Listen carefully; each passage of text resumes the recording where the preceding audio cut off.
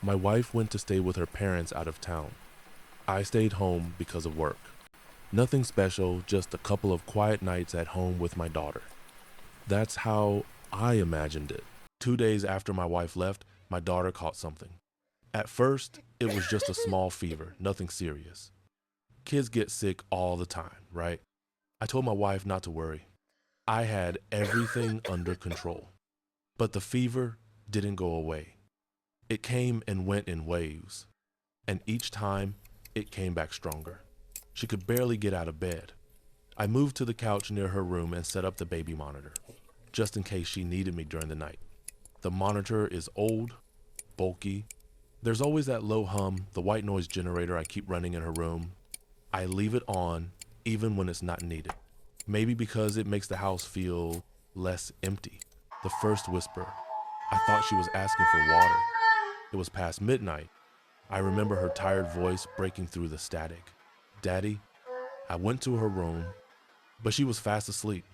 Her lips were dry, her hair stuck to her forehead.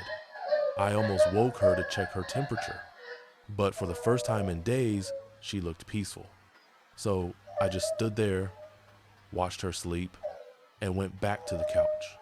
I told myself it was nothing, a glitch, maybe interference, or maybe my brain just replayed her voice in my head. The rest of the night was quiet. The next night, everything fell apart. I put her to bed around 8. She was exhausted, barely able to keep her eyes open. Her body ached. She was burning up. I gave her medicine all day, but nothing helped. I just wanted her to rest. She fell asleep within minutes. I went to the couch again, close to her door, turned on the monitor, tried to rest myself. Daddy, take me. I jumped up. I'm coming, sweetheart. I ran to her room, threw the door open. She was sleeping, completely still.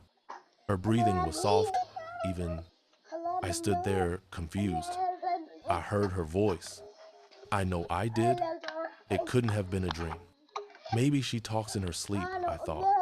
Or maybe she just wanted to make sure I was nearby. But something about it felt wrong. I was drifting off again. When I heard it, Daddy, I feel sick. I didn't even answer, just ran. The door slammed open. She was asleep. Again. This time I stepped closer. I reached out to touch her forehead. The moment I touched her, I pulled my hand back in pain. It felt like touching a hot stove. My skin burned. I looked at my palm, and there it was, a red mark, like I'd been branded. My daughter's skin had burned me. I didn't know what to do. I just stood there, staring at her. She was still breathing, but the air around her shimmered like heat from a fire. And then I heard it again. Her voice from the baby monitor, Daddy, she's not me anymore.